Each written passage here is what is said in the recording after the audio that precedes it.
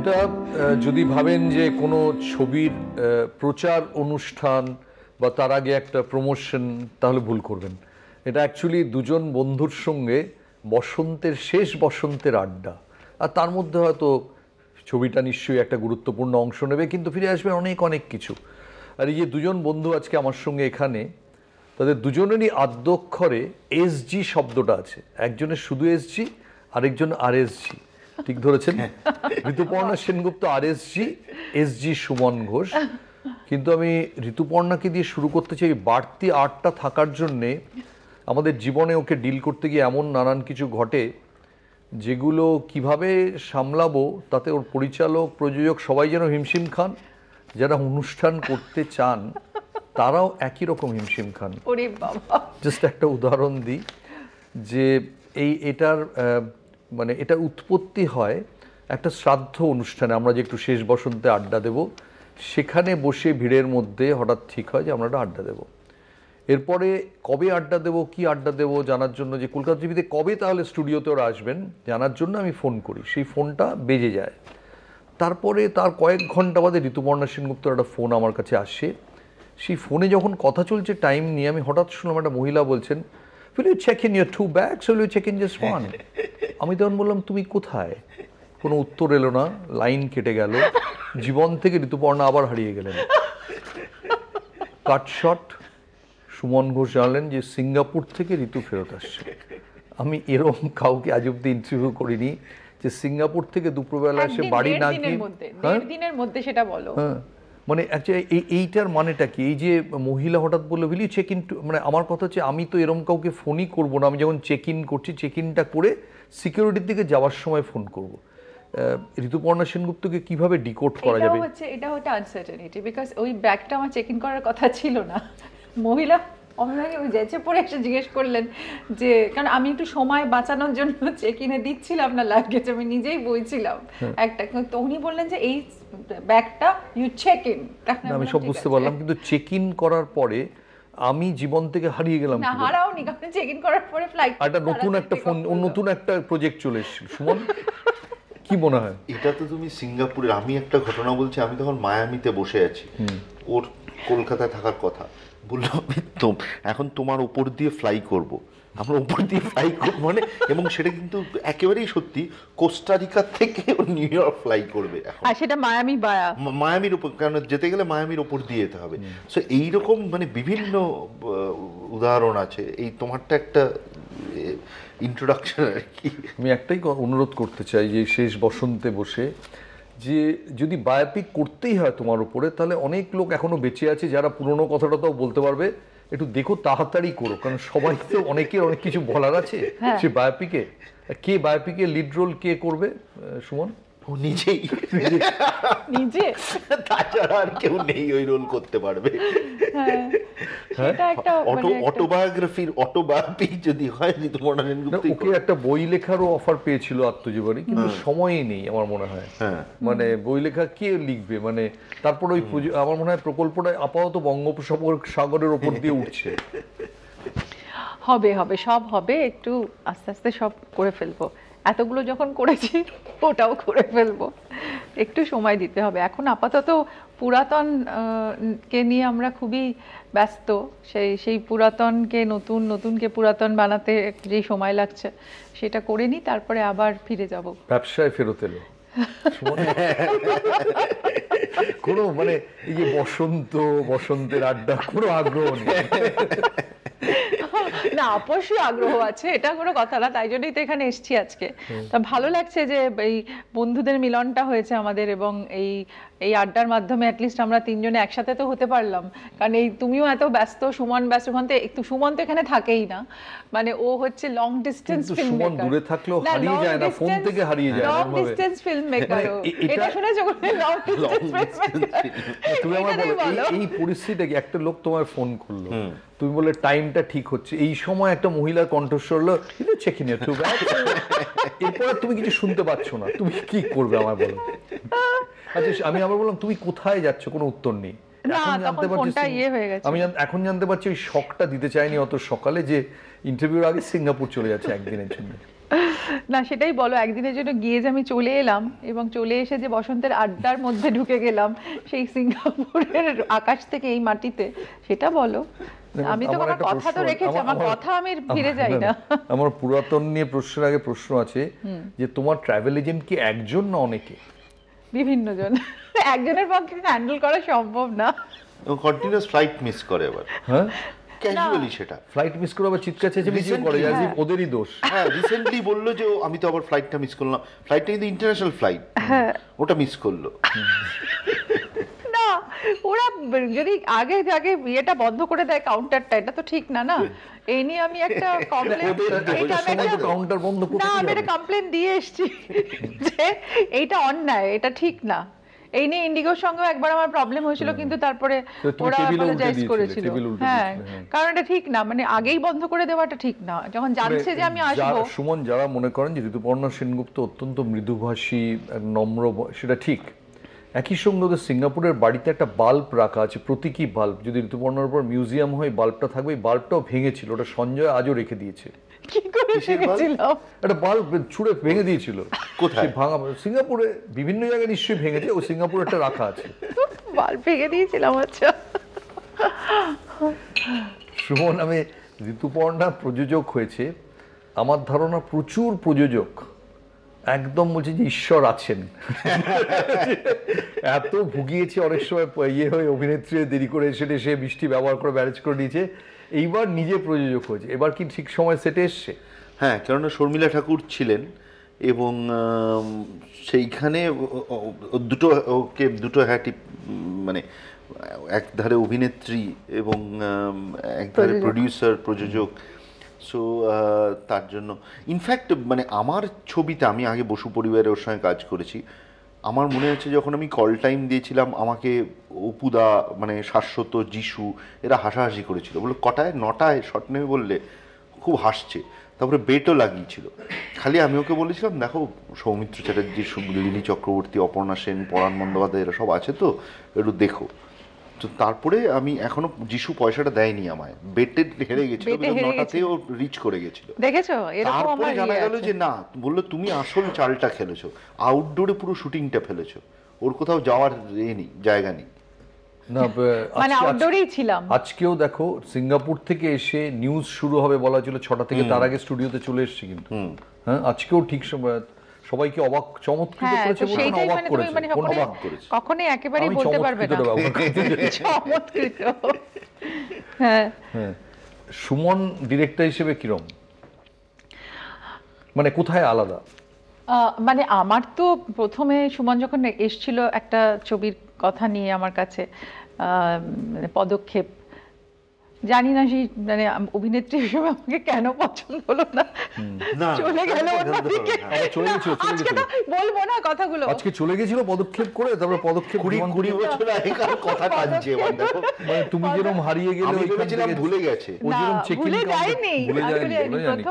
প্রথম আমার সঙ্গে দেখা করেছিল, বাবা ছিল তখন বেঁচে, সেই সময় আমার বাড়িতে, আমার এই রবিনসনসের বাড়িতে আসে এবং বেশ আমরা গল্প করি, চাটা খাই, তারপরে এই সাবজেক্টটা নিয়ে কথা হয়েছিল।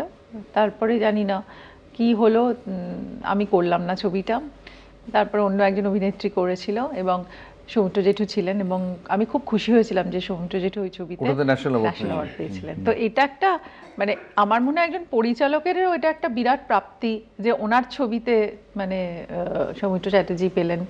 এবং আমরা ওকে অবভিয়াসলি প্রফেসর হিসেবে, মানে একজন খুব একাডেমিক পার্সোনালিটি হিসেবে জেনে তারপরে একজন পরিচালক হিসেবে জানা, তো that journey was quite interesting.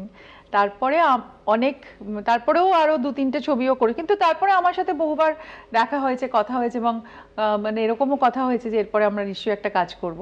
কিন্তু তার মাঝখানেও 2-3টে ছবি বানিয়েছিল যেটাতে আমি ছিলাম না, কিন্তু তারপরে বসু পরিবারের সময় হি অফার্ড মি।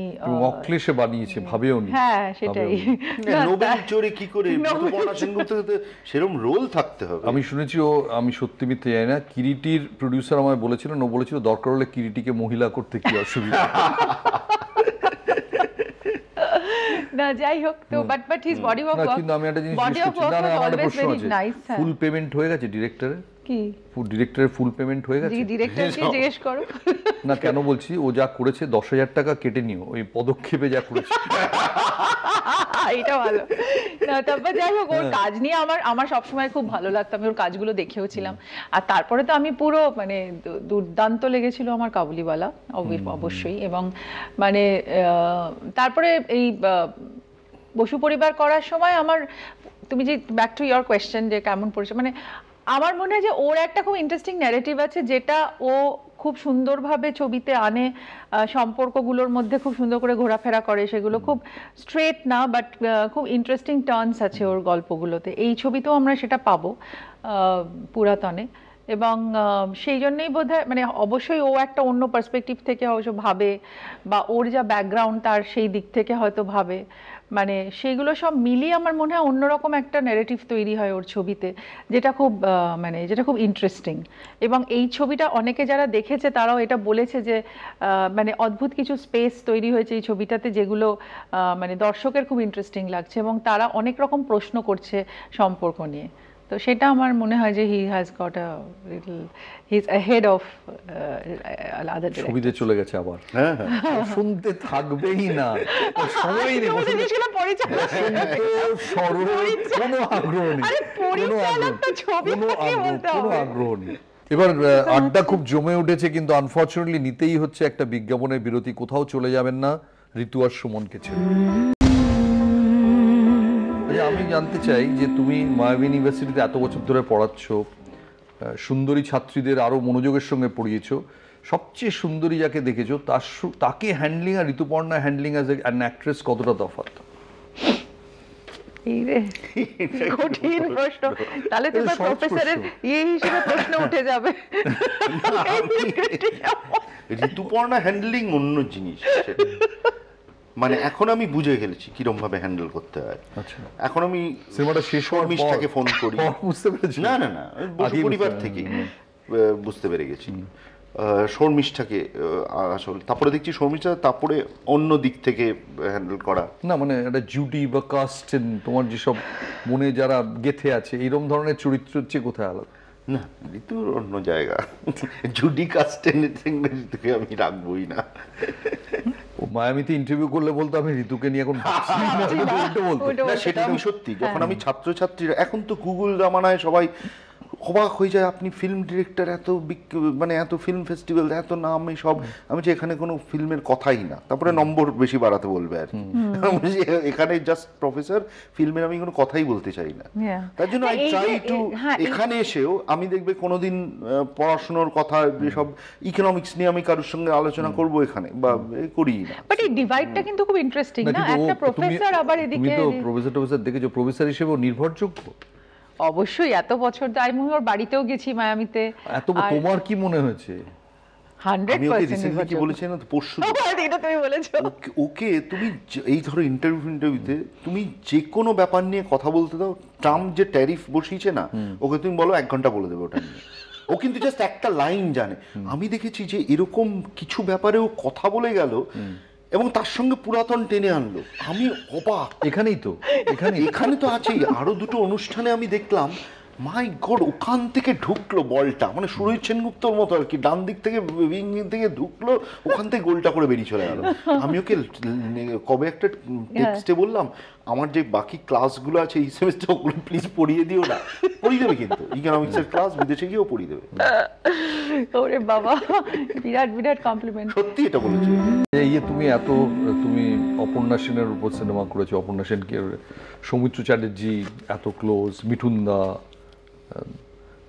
ঋতুপর্ণা কিরকম? এদের অন্য পৃথিবী, অন্যটা শর্মিলা ঠাকুর করলে, মানে এরা যদি একটা অন্য পৃথিবীতে বাস করেন, ঋতুপর্ণা কি আরেকটা পৃথিবীতে বাস করে?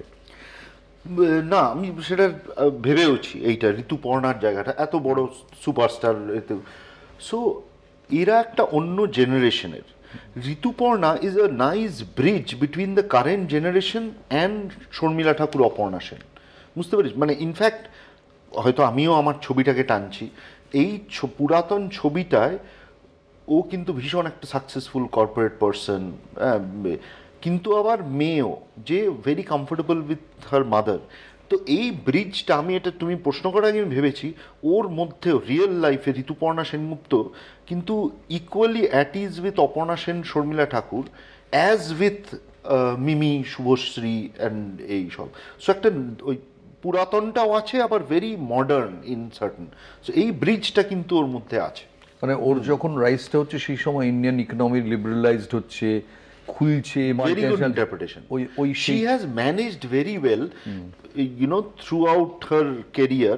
Though এখন এবং তুমি যদি মা মাসিদের কাছে যাও, তারা বলবে ও পারমিতার একদিন, হ্যাঁ, বা আলো, বা এই সব নিয়ে বলবে। রাজকাহিনী। আবার ও রাজকাহিনী। আবার যদি তুমি গ্রামে যাও, ইকুয়ালি লোকেরা কিন্তু, আমি যখন শুটিং ফুটিং, ঋতুপর্ণা, প্রসেনজিৎ বলতে এখনো পাগল, এখনো আমি বলছি, তারা কিন্তু শ্বশুরবাড়ি জিন্দাবাদ। প্রসেনজিতের নামটা পরে বলেছে কিন্তু, না ওই আর কি, বা ঋতুপর্ণা, চিরঞ্জিত, ওরাও বিখ্যাত ছবি করেছে। সো গ্রামে আবার ঋতুপর্ণা বলতে, and she is equally comfortable কিন্তু, যে ও মায়ামিতে গিয়েও যেরকম একটা স্ফিয়ারে, যেটা আমরাও কথা বলছিলাম ওর ব্যাপারে, আবার আমি বলছি ও যদি মা মাসি বা গ্রামেও নিয়ে যাও, equally she will manage it. So এই ব্রেথটা খুব ইন্টারেস্টিং আমার কাছে। মানে একই সঙ্গে বেঙ্গল এবং বাংলা। তোমার যে একদম তোমার যে এটা আমি মডারেট করে দিলাম, এটা বল। হ্যাঁ, ওকে আমার ওয়াশিংটন ডিসিতে একটা ফিল্ম ফেস্টিভ্যালে অপর্ণা সেনের উপর ডকুমেন্টারিতে দেখানো হবে। এবার হঠাৎ করে সকালবেলা আমায় মেসেজ করছে, তোমার অমর্ত্য সেনের ডকুমেন্টারিটার নাম কি? হঠাৎ করে ঋতুপর্ণা কেন? অপর্ণা, আমি কিন্তু কিচ্ছু জানি না। আমি বললাম এই আর কি। তখন বললো আচ্ছা তুমি ডকুমেন্টারি ওটি আগে এটা করেছো, আর সেকেন্ডারি না দিকটা, তো আচ্ছা ব্যাস হয়ে গেল। তারপরে জানতে পারলাম যে আমার ওই স্ক্রিনিংয়ের পরে যে Q&A কোয়েশ্চেন আনসার সেশন হবে, ওইটা ঋতুপর্ণা সেনগুপ্ত কন্ডাক্ট করবে। আমার এই তোমার মতো তুমি যেরকম করছো, ও পুরো আমার মেইনলি ডকুমেন্টারি নিয়ে কথা বলে গেল। ও কিন্তু হাফ দেখেছে ডকুমেন্টারিটা। ও যখন এসেছিল দেখতে ওই ওখানে ফিল্ম ফেস্টিভ্যালে, তখন প্রায় শেষে, মানে না শেষের দিকে না, 3/4টাও দেখেছে। আমার ধারণা নিজের সিনেমা ছাড়া গত 5 বছরে কোনো সিনেমা পুরোটা দেখেছে বলে অভিযোগ নেই। নিজের সিনেমা হচ্ছে সবগুলো দেখেছি তা নয়। নিজের সিনেমা ও বসু পরিবার দেখেছে বঙ্গ সম্মেলনে। রিয়েলি? অন গড, এখানে রিলিজ করেছিল, প্রিমিয়ারে আসেনি। তারপরে বঙ্গ সম্মেলনে দেখে বলছে খারাপ করিনি কিন্তু না।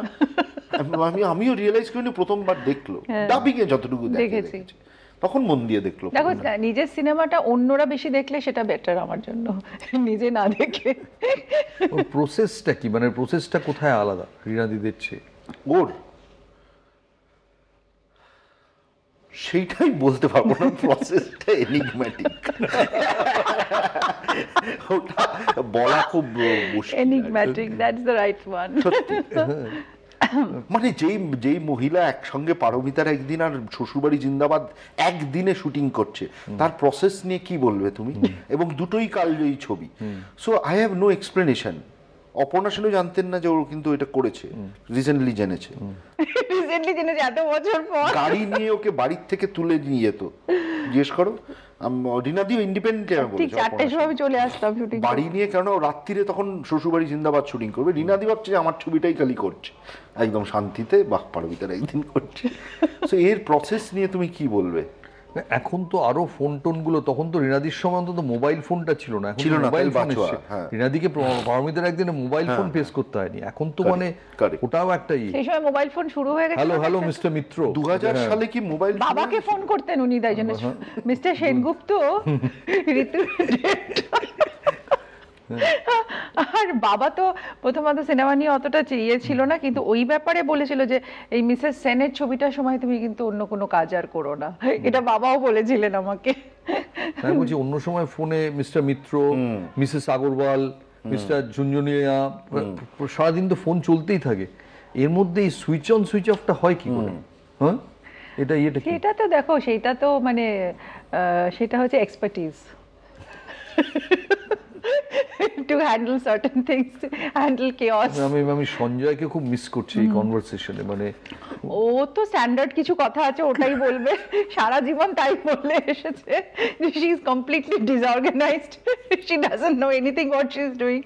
ওটা তো বলেই যাবে, কিন্তু তার মধ্যেও তো আমি করছি আমার মতো করে, মানে সেটা আমি বলি যে দেখো তোমার সিস্টেম আর আমার সিস্টেমটা আলাদা, তুমি একটা তোমার নিজের একটা স্কুলিং আছে অন্যরকম ভাবে তুমি করেছো, আর আমার আবার একটা অন্যরকম। তো মানে ও হচ্ছে ভীষণ বেশি মানে কর্পোরেট, ভীষণ বেশি অর্গানাইজড, আর আমি হচ্ছি disorganised and emotional, but still মানে আমার কাজটা হচ্ছে আমার ক্রিয়েশন, তো ক্রিয়েশনের মধ্যেই আমি যতটুকু আমার দিতে পারি তাই। খুব দ্রুত ফেরত আসবো। ঋতু আর সুমন আপনাদের সঙ্গে আছে। ঋতু মানে ঋতুপর্ণা সেনগুপ্ত, সুমন মানে সুমন ঘোষ। প্লিজ একটু সঙ্গে থাকুন, এক্ষুনি ফেরত আসবো। সুমন, এত কিছু চারপাশে ঘটছে, স্পেশালি এখন এত বেশি সোশ্যাল মিডিয়া এসে গেছে, লোকে নেটফ্লিক্সে চলে যায়, কথায় কথায় লোকে করে, যেন নেটফ্লিক্স মনে হয় মানে উত্তরা পূরবী বিজলি যেন নেটফ্লিক্স হয়ে গেছে, এরকম একটা ব্যাপার এখনকার দিনে।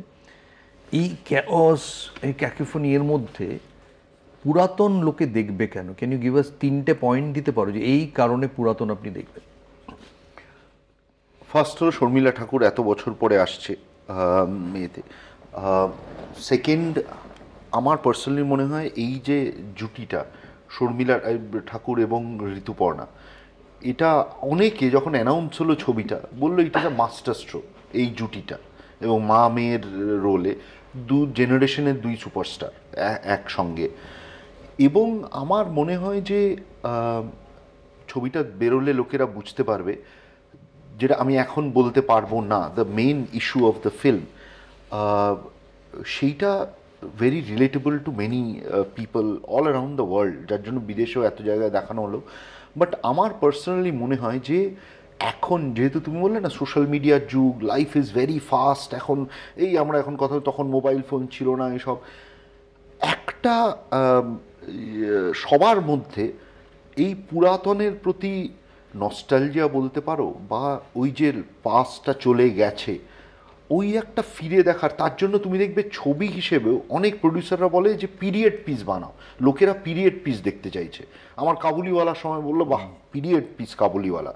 সো একটা না ওই পুরোনো দিনের ফিরে তাকানোর, it is like a solace. সোলেসের বাংলাটা কি হবে গৌতম দা? রিলিফ, আত্মতৃপ্তির একটা জায়গা। তার জন্য দেখবে সব পিরিয়ড একটা মলমের মতো, মলমের মতো। এবং এই ছবিটাতে সেই মলমটা হলো শর্মিলা ঠাকুরের ক্যারেক্টারটা। সো আমার মনে হয় এই জিনিসটা খুব সবার মধ্যে, মানে এটা আমি পুরনো যারা তাদের কথাও বলছি না, এই এবং ওদের ক্যারেক্টারটা ও আর ইন্দ্রনীলের, এবং একদম বিপরীত ধর্মীয় ক্যারেক্টার, কিন্তু কোথাও একটা গিয়ে মিলন হয় ছবিটাতে। So which is what I wanted to do in the film, এই যে ব্রিজটা করা পুরাতন এবং ঋতুপর্ণার কথা বললাম না, ও মানুষ হিসেবে যেরকম, ঋতুপর্ণা সেনগুপ্তর কথা, ওর চরিত্রটাও তাই, এই ব্রিজটা করা আমার মনে হয় খুব দরকার এখনকার দিনে আর কি। তো এটা কি মাসিমাকে উৎসর্গ করা হয়ে গেল? ভাবিনি যে এরকম একটা মুহূর্ত তৈরি হবে যেখানে মানে এই ছবিটা হতে হতে মা চলে যাবেন। তো সেইটা আমার মনে হয় যে বটন আইরনি না, যে আর এই গল্পটা একদমই মা আর মেয়েকে কেন্দ্র করে, মানে মানে ট্রিবিউট টু মাদারহুড বলা যেতে পারে। তো খুব অদ্ভুতভাবেই ঘটনাটা ঘটে গেল, এবং এর থেকে আর কি বলতে পারি। হ্যাঁ, হয়তো তাই। আমি ইনফ্যাক্ট আমার মেয়েকে জিজ্ঞেস করছিলাম একদিন যে পডকাস্ট লোকে এত দেখে কেন, কারণ এখন তো সব কিছু ভিজুয়াল।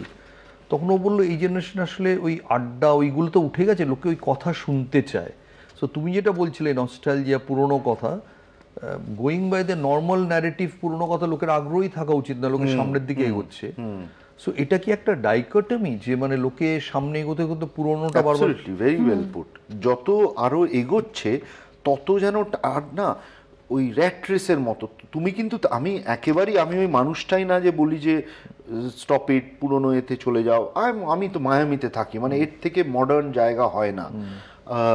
কিন্তু যত এই dichotomy is the right word, যে যত এগোচ্ছে আরও ফাস্ট হচ্ছে দুনিয়াটা, আরও এই টানটা, এবং একটা জেনারেশন কিন্তু চলে যাচ্ছে।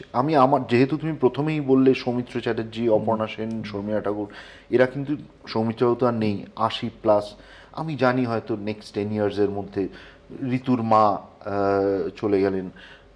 তো এই জেনারেশনটা চলে যাচ্ছে, এই ভ্যাকিউমটা, এবং সেটা নিয়ে মানে অনেক বলতে পারি ওয়াই ইট ইজ ইম্পর্ট্যান্ট।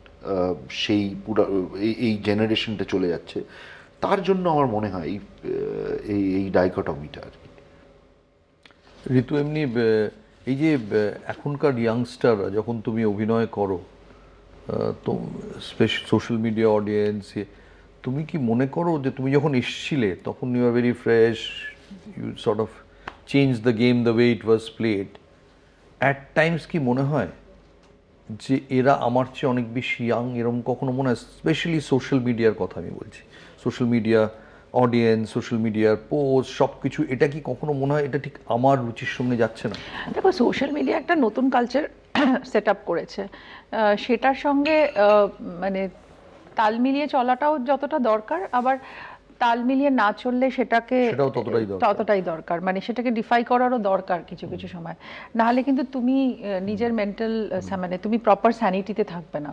তুমি যদি সবসময় মনে করো যে সোশ্যাল মিডিয়ার সঙ্গে আমাকে পাল্লা দিয়ে বা কম্পেয়ার করে বা ভীষণভাবে একটা কম্পিটিটিভ ওয়েতে চলতে হবে, তখন কিন্তু আমার মনে হয় আমরা নিজের ক্ষতি করব তাতে।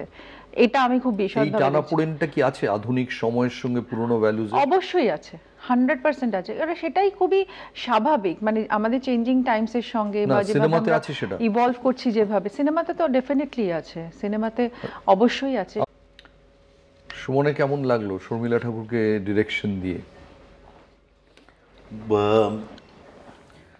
দেখো, আমি মানে উনি আর অপর্ণা সেন, আমি একটা নির্জন দ্বীপে তুমি দিদি হিসেবে যে কোনো একজনকে বাঁচতে হবে, 5টা বেস্ট বই দেওয়া হবে তোমাকে, কাকে নিয়ে যাবে? 5টা বই দিয়ে দেওয়া হবে? 5টা ভালো বই পড়ার জন্য, আর দিদি হিসেবে যে কোনো একজন, কাকে নিয়ে যাবে?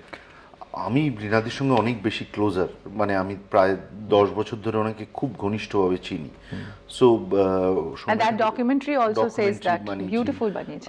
কিন্তু শর্মিলা ঠাকুরের সঙ্গে তো এই হালে আলাপ আর কি, এই ছবি আলাপ কিন্তু আমার ক্লাস 2-তে, তোমাকে বলেছিলাম, মানে আমার প্রথম অটোগ্রাফ হলো শর্মিলা ঠাকুরের ক্লাস 2-তে, এবং তখন আমার গার্ল টিপে এসেছিল, এবং ওটা ফার্স্ট অটোগ্রাফ এবং প্রথম কোনো ফিল্ম অ্যাক্ট্রেসকে দেখা, আমরা অ্যাক্টরকে, আমরা তো কোনোদিন ওই জগতেরই না। একটা শুটিং হচ্ছিল রিশরাতে, ভিক্টর ব্যানার্জি আর সৌম্য ঠাকুরের তনয়া বলে একটা ছবি।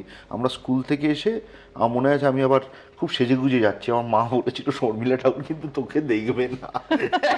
আমি ওই বয়সে সেজেগুজে যাচ্ছিস, এবং এইরকম সুন্দরী ছিলেন তো, মানে এরকম চোখের সামনে দেখবো এরকম। এবার যারা আমার সিনিয়ররা ছিল কেউ অটোগ্রাফ নিতে পারছিলেন, তখন অটোগ্রাফের জামানা, আরেকটা জিনিস যেটা চলে যাচ্ছে, এখন সব সেলফি তোলে। অটোগ্রাফ নিতে ভিক্টর দা খুব সবার সঙ্গে বন্ধুর মতো মিশছিলেন, এই সব উনি খুব স্ট্রিক্ট শট দিচ্ছেন, চলে যাচ্ছেন, কেউ আর বই পড়েন সময়টা। তখন আমাকে মনে হয় সুইমিং পুলের ধারে বললো যে ওনাকে গিয়ে বল না একটা অটোগ্রাফ দিতে, আন্টি একটা অটোগ্রাফ। তখন গার্ল টিপে অটোগ্রাফ দিয়ে দিয়েছিল, প্রথম অটোগ্রাফ। সেই থেকে তারপরে এই ওনাকে ডিরেক্ট করা। সো বাট এখন যেটা আমার মনে হলো যে ট্রুলি এরম ক্লাসি মহিলা আমি দেখিনি।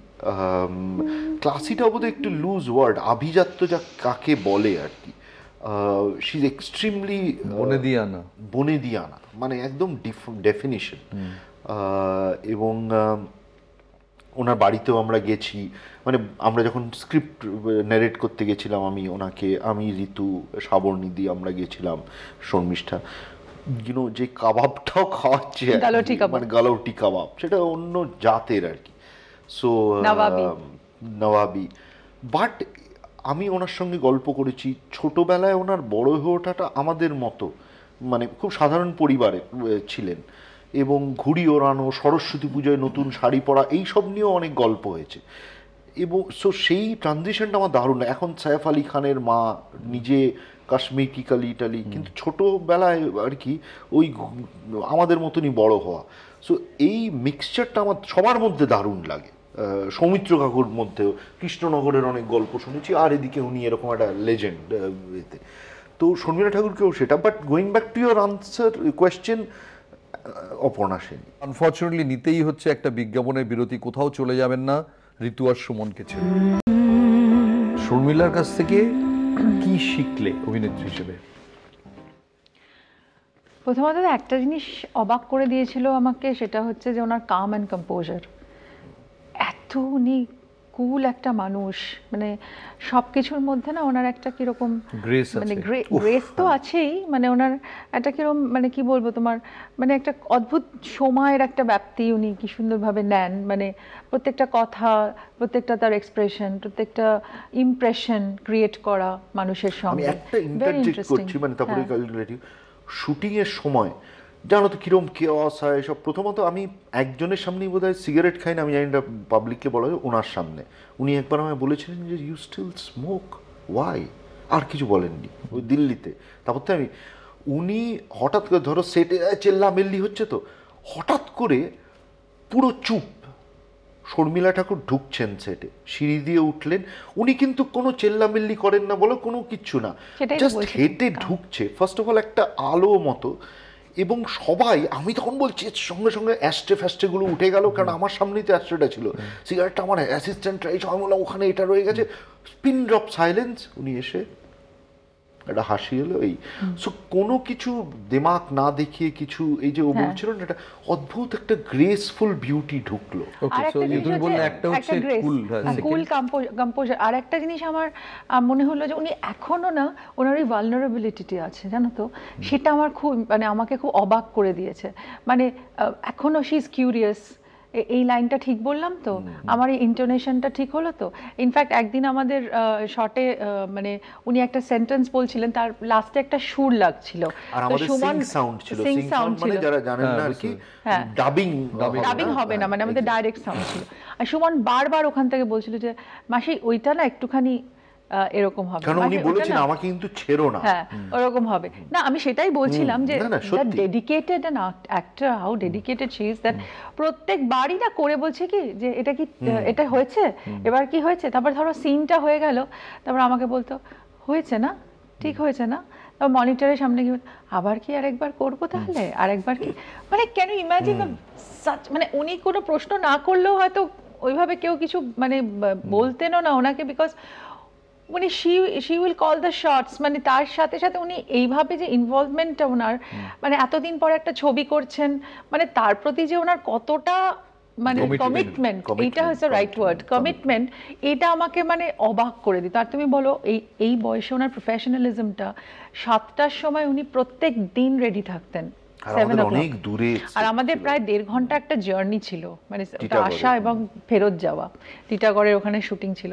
7টা সোয়া 7টার মধ্যে উনি কমপ্লিটলি রেডি, এবং উনি শুটিংয়ে আসতেন তারপরে, এবং তারপরে রেডি টেডি হওয়া, তারপরে সারাদিন উনি থাকতেন, এবং লাঞ্চ ব্রেকে সবার সাথে গল্প করা, পিকনিকের মতো খাওয়া যেত বাড়ি থেকে। তো ওই আবহাওয়াটা এত সুন্দর ক্রিয়েটেড হয়েছিল না, never thought that we are working with a mega star, is always been like আ মানে ফ্যামিলি, মানে ওনার ডিমেনারটা এত সুন্দর, এত ভালো, আর ওনার সব না, কিছুর সেটাতে মধ্যে আমি অনেকটা ক্রেডিটও দেবো, ওর সামনে আছে বলে বলছে অ্যাজ এ প্রডিউসার, মানে একদম এত সব কিছু ওয়াজ টেকেন কেয়ার অফ, ওনার যাতে এক বিন্দু, এটা উনি অনেক ইন্টারভিউতেও বলেছেন, মানে আমি অনেক দিন আগের থেকে দেখছি তো, যাতে কোনো অসুবিধা না হয়, কি না হয়, সো দে পুরো ওদের টিমটাই, they took immense care of her. In fact আমি তো ভেবেছিলাম যে শর্মিলা ঠাকুর হয়তো বলবেন যে এত অপেশাদারিত্ব দেখছি বা কিছু, কিন্তু তারপরে দেখলাম উনি বলছেন ঋতুপর্ণা দারুণ, মানে বাংলা ছবি আবার করলে সে করবো। হ্যাঁ। এটা এটা এই ম্যাজিকটা কি করে করলো? হ্যাঁ সুমন, সেটা জাস্ট পিওর লাভ। আচ্ছা, সেটা সেদিনকে মমতা শঙ্কর একটা কিন্তু কথা, শর্মিলা ঠাকুর ওয়েট করেছেন শটে ওর জন্য? না, একদিন দুদিন হয়তো করেছেন, বাট অত না, সেরকম কিছু না, ওই ট্রিটমেন্টটা দেয়নি। কি বাজে কথা বলে ওই ট্রিটমেন্টটা। এবার আড্ডা খুব জমে উঠেছে, কিন্তু আনফর্চুনেটলি নিতেই হচ্ছে একটা বিজ্ঞাপনের বিরতি। কোথাও চলে যাবেন না ঋতু আর সুমনকে ছেড়ে। আরেকটা কথা আমি বলছি যে শর্মিলা ঠাকুরের ব্যাপারে বলছো না, নিষ্ঠা বা কমিটমেন্ট, আমার স্ক্রিপ্টের শেষে ওনার একটা গান গাওয়া ছিল, এবং আমি বলেছিলাম এটা মাসি তুমিই গাইবে। ও তখন হাসলো, বললো I can't Singh to save my life, এটা স্ক্রিপ্টের সময়। আমি বলছি ঠিক আছে। তারপরে উনি এডিটটা যখন দেখেছেন এখানে এসে বুঝতে পেরেছেন যে ওখানে ওনার গানটা দরকার। আমি বলছি অন্য কারুর, আমিও ইচ্ছা করে অন্য কারুর, এবং যায়ও না অন্য কেউ। তারপরে উনি একজনকে ডেকে গানটা, রবীন্দ্রসঙ্গীত উনি গেয়েছেন, গানটা অনেকবারই করে আমাকে, আমি তখন আমেরিকাতে, আমার কাছে এখনো সব আছে, হোয়াটসঅ্যাপে 20 বার পাঠিয়েছেন গানটা। এটা ঠিক হচ্ছে, আমি তারপরে 10 বারের মাথায় বললাম মাসি আমি পেয়ে গেছি, আমি ওখানে, এবং আমাদের সাউন্ডে কারেকশন করা যায়, পাঠিয়ে যাচ্ছে আমার দাদা ওখানে, আমি তখন বস্টনে, দাদা বলছি যে তুই বল, আমি বলছি আমি তোর এই দেখ আমি লিখেছি, আর Incredible, উনি incredible. 20 বার এটাই বলছিলাম। গানটা করে পাঠালেন, আমার কাছে এখনো আছে, আমি রেখে ভাবো। দেবো। শর্মিলা ঠাকুরের গান জাস্ট পারফেক্ট। খুশি হয়েছো তুমি, খুশি এই জায়গাটা হচ্ছে, অ্যান্ড সত্যি উনি কোনোদিন গাননি, so it was difficult for her, but she did that. মানে লার্নিং অ্যান্ড লার্নিং, মানে there is no end to it. না তুমি পারমিতার একদিন অপর্ণা সেনের সঙ্গেও কাজ করেছো, সৌমিত্র চট্টোপাধ্যায়ের সঙ্গে কাজ করেছো, মিঠুন দার সঙ্গে, হাউ ডিফারেন্ট, মানে কিভাবে তুলনা করবে শর্মিলাকে ওদের ইয়েতে?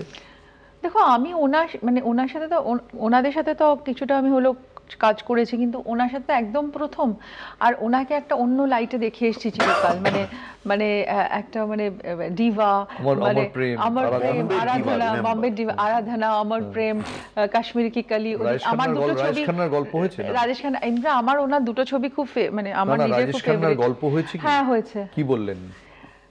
বললেন যে দারুণ কোস্টার বাট লিটল ডিফিকাল্ট। হ্যাঁ, আর একটা হচ্ছে যে তারপর আমার যেটা ওনার খুব প্রিয় ছবি সেটা হচ্ছে গৃহপ্রবেশ, সঞ্জীব কুমারের সঙ্গে, মানে ওই ছবিটা আমার ভীষণ ভালো লাগে। আমি ইনফ্যাক্ট ওই কয়েকটা এক্সপ্রেশন নিয়ে একদিন কথা বলছিলাম। তারপর মৌসম তো আছেই, যেগুলো তো মানে ওনার হ্যাঁ, মৌসমটা আমি রিসেন্টলি দেখলাম আবার, অসাধারণ সেটা। উনিও তবে এই সবের মধ্যে রাজেশ খান্না বললে তো, এবং এটা কিন্তু আমাদের ছবির প্ল্যানিং এর আগে লস অ্যাঞ্জেল এই সান ফ্রান্সিসকোতে এর আগে বলেছে Soumitra Chatterjee is a different league, এবং উনি কিন্তু বলছেন অমিতাভ বচ্চন, রাজেশ খান্না, উত্তম কুমার সব মিলিয়ে বললো যে এইরকম মানুষ মানে আমি জাস্ট দেখিনি, এরকম একটা জ্যোতি, এরকম একটা life, and actor factor star তো ছেড়েই দিলাম। So and she doesn't care যে সৌমিত্র কাকু আমার কত ক্লোজ ছিল, ওটা ওনার কেয়ার করার দরকার নেই, and she explain why Soumitra was so different from all the other co stars. আর তারপর উনি এতটা দেখেছেন না প্রত্যেকটা অ্যাক্টরের সাথে, এত মানে উনি বিভিন্ন শশী কাপুরের সাথে কাজ করেছেন, সঞ্জীব কুমার, তারপরে তোমার রাজেশ খান্না, অমিতাভ বচ্চন, মানে এত কো অ্যাক্টরদের সাথে কাজ করেছেন। তা ওনার মানে ওনার পরিধিটা এত বড় যে ওনার কথা শুনতে শুনতে মানে এন্ডলেস, মানে দিন কেটে যাবে। কিন্তু তা সত্ত্বেও আমি বলবো যে ওনার যে ভালোবাসাটা মানে বাংলার প্রতি, মানে বাংলার ভিক্টর ব্যানার্জি বলো, সৌমিত্র চ্যাটার্জি বা সমিত ভঞ্জ, যাদের সঙ্গে উনি কাজ করেছেন, তাদের প্রতি না একটা খুব অদ্ভুত মানে একটা টান আছে।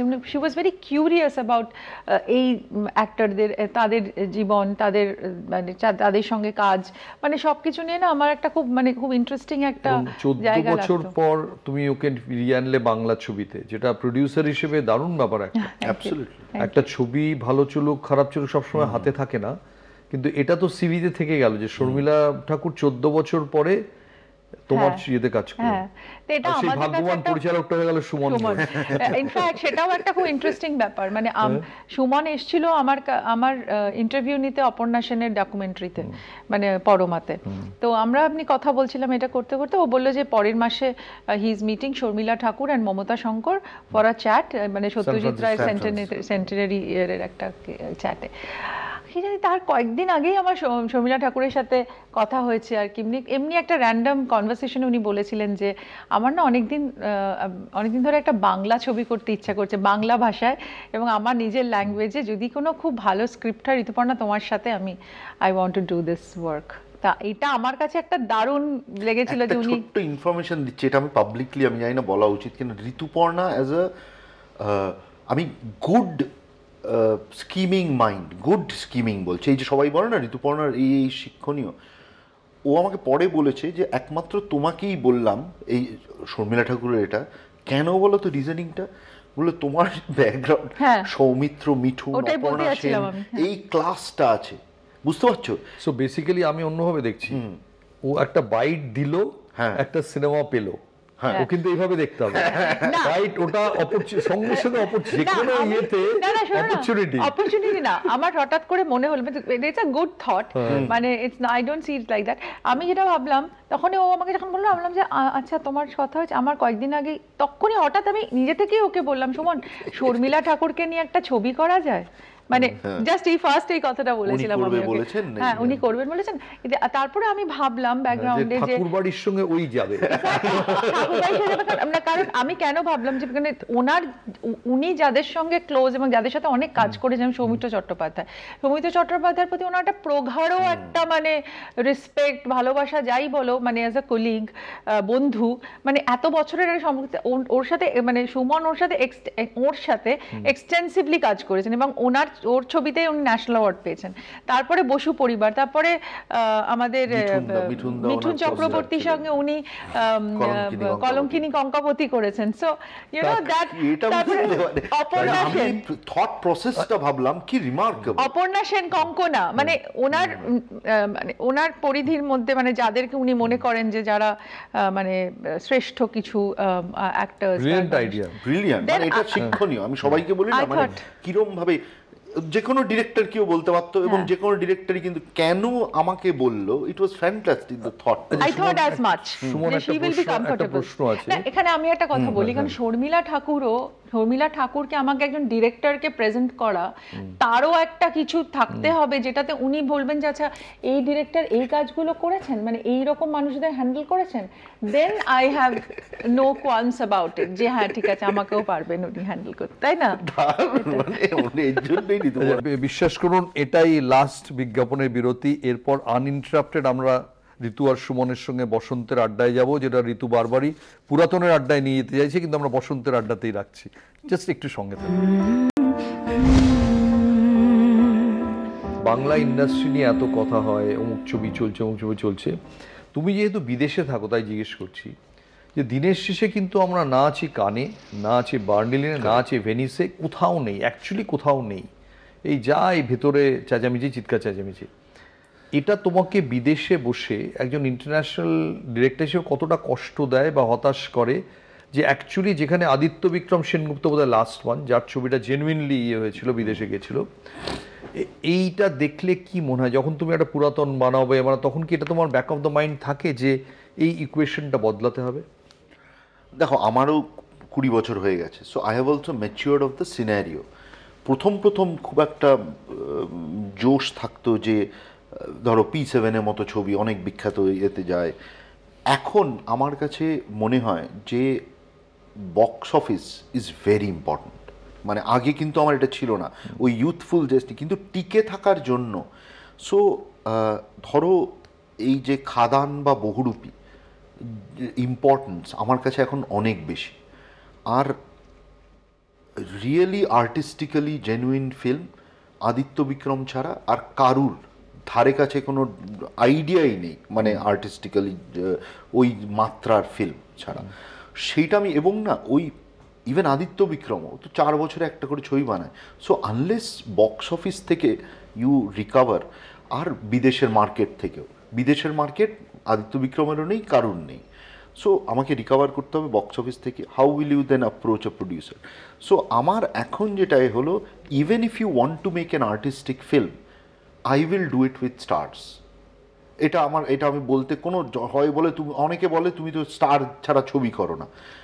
অফকোর্স করি, যেখানে স্টারলেসও ছবি, আমি তো ওই টুম্পাকির আর একে নিয়ে, ওর মেয়েকে নিয়ে করেছিলাম আমার, তারপরে স্টারলেস, কিন্তু সেগুলো অন্য ধারার, ওগুলো আমি, কিন্তু আমি পুরাতন শর্মিলা ঠাকুর, ঋতুপর্ণা ছাড়া আমি এই ছবি করব না।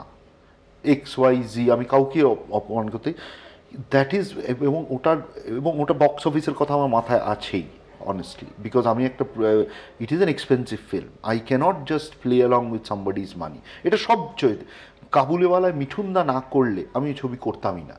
So I have clearly said my mind যে বক্স অফিসের ইম্পর্টেন্সটা কত। আর ফ্রাস্ট্রেটেড তো লাগেই, তুমি যদি 20 বছর আগেই ধরো দেখো, অপর্ণা সেন, ঋতুপর্ণ এরা ছবি করতো, কিন্তু এখন আমার খুব ভালো লাগে যে এর মধ্যেও তো শিবু ছবি করছে, সৃজিত ছবি করছে, কৌশিকদা ছবি, আরও অনেকে, আমি জাস্ট 2-3 জনের নাম করলাম, কিন্তু এই নামটাও যে করলাম বক্স অফিসটা মাথায় রেখে। সৃজিতের ইম্পর্টেন্স, শিবুর ইম্পর্টেন্স এখন আমার কাছে অনেক বেশি। আমি এখন একটা ইন্ডাস্ট্রির লোক হিসেবে বলছি, এবার ইন্ডাস্ট্রির বাইরে একটা বিদেশি প্রফেসর মায়ামির লোক হিসেবে খুব খারাপ লাগে the standard of film making in Bengal. কিন্তু পরিচালক হিসেবে দুষ্টু পরিচালকদের মধ্যে সৃজিত, শিবু আর সুমন কে কত নম্বরে পড়বে? দুষ্টু পরিচালক দুষ্টু মানে দুষ্টু ডেফিনিশন মানে যাদের হ্যান্ডেল করা ডিফিকাল্ট, যাদের হয় না দুষ্টু আমরা ছাত্র কেউই class-এ। হ্যান্ডেল করা ও, ডিফিকাল্ট। তোমাকে তো আমি জিজ্ঞেস করি। হ্যাঁ কি সৃজিত, শিবু, প্রথম হচ্ছে সৃজিত। সৃজিত সবচেয়ে দুষ্টু। ওরে বাবারে, কোথায় কি শুট করবে, কোথায় কি লাগিয়ে দেবে, মানে বাবা, ওরে বাবা, এইটা কেন হলো না, ওইটা হলো না, এটা ওটা, বাবা ও সাংঘাতিক। তবে he is a task master of course. মানে আমি সৃজিতের সঙ্গে একটাই ছবি করেছি। করেছে না করেনি? না, আমি কোনোদিন কাউকেই করি না, বকাবকি ও কখনো। এই সুমনের কিন্তু একটা গুণ আছে, ও কিন্তু ভীষণ কাম, মানে ভীষণ calm as a very cool as a cucumber, as a মানে ডিরেক্টর, আমি এটা বলবো। না। আমার সবসময় মনে হয়, যেটা বললাম না বসু পরিবারকে বলেছিলাম, আমার মনে হয় if you honestly request someone যে ঋতু, সৌমিত্র চ্যাটার্জি, অপর্ণা সেন, পরাণ বন্দ্যোপাধ্যায় এরা সব সেটে আসে, দেরি করো না। আমার মনে হয় that is the best way to communicate rather than চেল্লামেল্লি করা। It is who I am, মানে এনজিও স্টাইল। আর শিবু হচ্ছে টেনশন মাস্টার। আচ্ছা, মানে ও কি টেন্স হয়ে যায়? শিবু হচ্ছে কি হবে তাহলে, হয়ে গেল, আজ আর হলো না, আজকে আর হলো না, হলো না। আর যেহেতু আমার বন্ধু বলে খুব বেশি বন্ধুত্ব, সেই জন্য মানে ঠিক আছে তাহলে, না না এটা তো হয় না, না এরম ভাবে তো হয় না, না বিষয়টা এটা তো বুঝতে হবে না, এটা তো হলো না। এদিকে কিন্তু যখন সৌমিত্র কিছু বলতো আমি এখন সেট থেকে চলে যাব, কিন্তু আর আমি শুটিং করবো না, রাত্রি 9টা বেজে গেছে। এবার সবাই আমার ঘরে এসে, না মানে একটু শুটিংটা তো করতে হবে, তাহলে কেউ তো বলতে পারবে না এই কথাটা, who will bell the cat, কেউ বলতে পারবে না। আমি গিয়ে তারপরে বলছে না মানে একটু তো বলতে হবে না ওনাকে, না হলে তো শটটা তো আর হবে না, না শিবু যেরকম করে বলে। তারপরে আমি গিয়ে একটু আমি বললাম যে এই এত আমারও ভীষণ বিরক্ত লাগছে এই সিনটা করতে, একদম ভাল লাগছে না, এত রাত হয়ে গেছে, দেখো আজকে যদি এটা হয়ে যায় তাহলে আর কালকে থেকে বলবে না। এইভাবে সৌমিত্র যেটা আমাকে ভীষণ ভালোবাসতেন। ওই বোধহয় আমার সৌমিত্রদা বলেছিলেন যে একজন নায়িকা আমায় বলেছে, এখনকার খুব নামী নায়িকা, যে তোমাকে ইটালিয়ান যুবকদের মতো দেখতে। এই প্রশংসাটি আমার খুব ভালো লেগেছে, এটা ঋতু ছাড়া কেউ হতে পারে না। আমি বলেছি সব বললেন ওকে রাত্রি 9টা কেন 11টা আমি বলেছি ওই ফ্লেভারটা কিন্তু তোমার মধ্যে আছে। আর আমি যখন বলতাম এইটা এই শার্টটা তোমার কাছে দারুণ লাগছে পরে, তখন বলতাম এইটা আমার একজন ফরাসি বান্ধবী পাঠিয়েছে।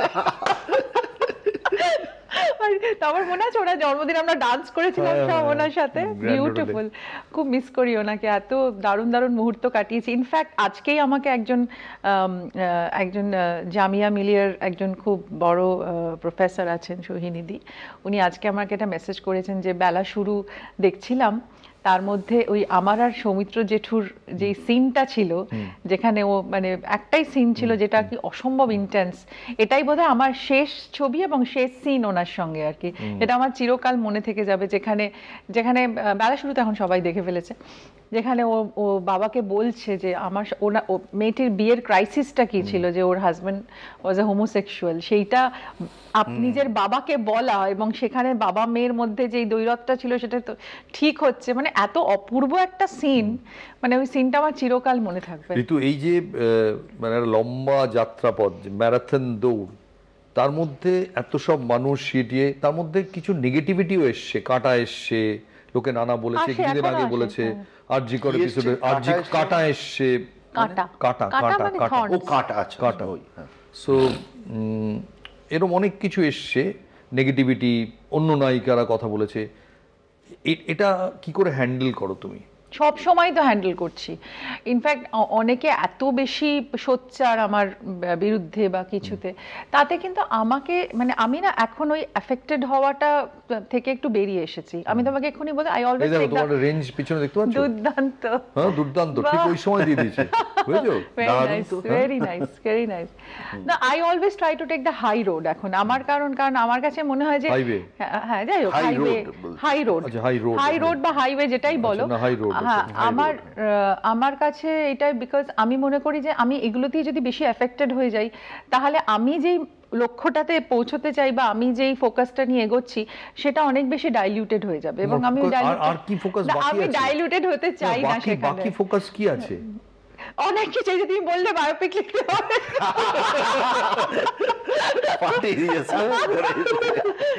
আর তুমি তো জানো আমি লিখি, আমার একটা শর্টস রেডি হয়ে গেছে, ওটা বেরোবে, তো ওইগুলো নিয়ে শর্টস রেডি হয়ে গেছে, মানে শর্টস রেডি হয়ে গেছে গল্পের? হ্যাঁ, গল্প না, আমার একটা এক্সপ্রেশন এন্ড থটস লিখেছি, তো মোটামুটি একটা রেডি জায়গায় চলে এসেছে। এবার তারপরে আমি তোমার যেটা বললে সেটার সুমন ঘোষকে, সেটা সুমন ঘোষ আমি, এবং কিন্তু যাই হোক সেটাকে রেডি করেছি। আর আমার এক বান্ধবী আছে, আমার ক্লাসমেট, ও ওটাকে প্রুফ রিডিং করে দিয়েছে, আমরা একটা জায়গায় এনেছি, তোমাকে বলবো সেটা। আমি শিগগিরই এটা নিয়ে একটা কাজ করব আর কি। মানে বাংলায় না ইংরেজিতে? না, ইংরেজিতে। ইংরেজিতে পড়াবো আমি। হ্যাঁ, পড়াবো। মানে আবার হয়তো কোনো একটা প্লেনের আমি এবার সর্ট আউট করে 20টা বার করে লিখে এটাকে এবার ঠিক করে ফেলেছি।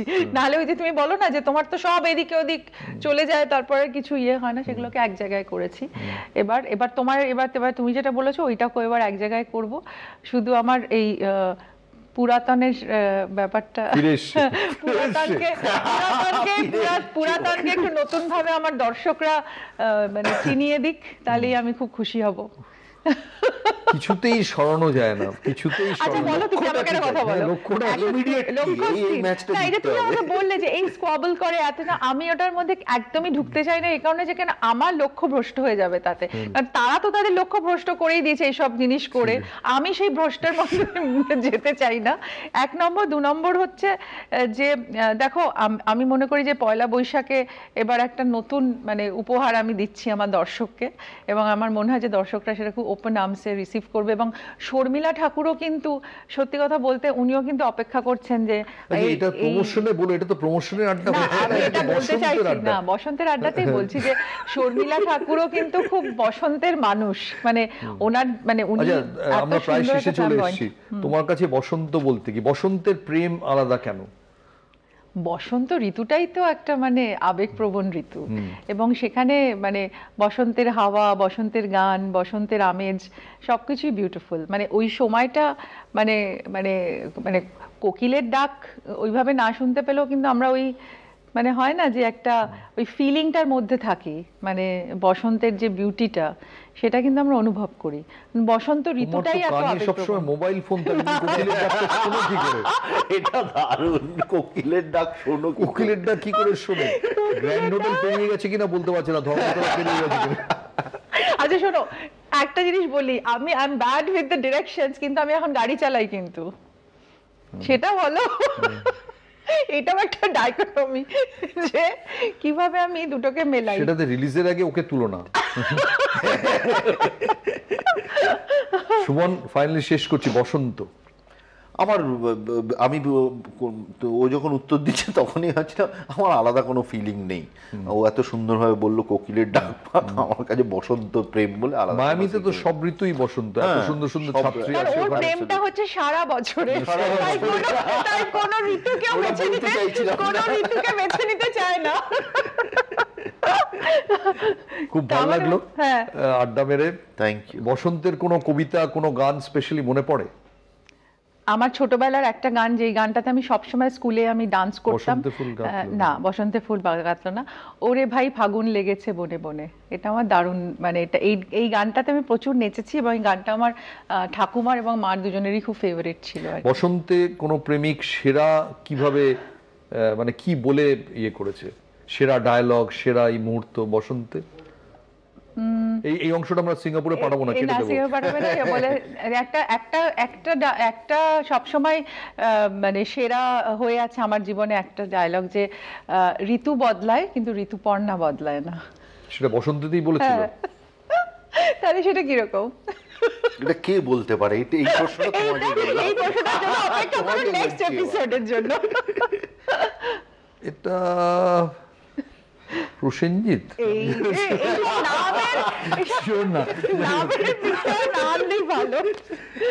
ওটা সিঙ্গাপুরে লাস্টে কেটে দেবো নাকি? যাই হোক, আমাদের বসন্তের আড্ডা আজকে শেষ হলো। আপনারা, আমার মনে হয় আপনাদের ভাল লাগলো। আর ঋতু যে পছন্দের গানটা বলেছে, আমরা চেষ্টা করবো সেই গানটাকেও এই আড্ডার মধ্যে সংযোজন করতে।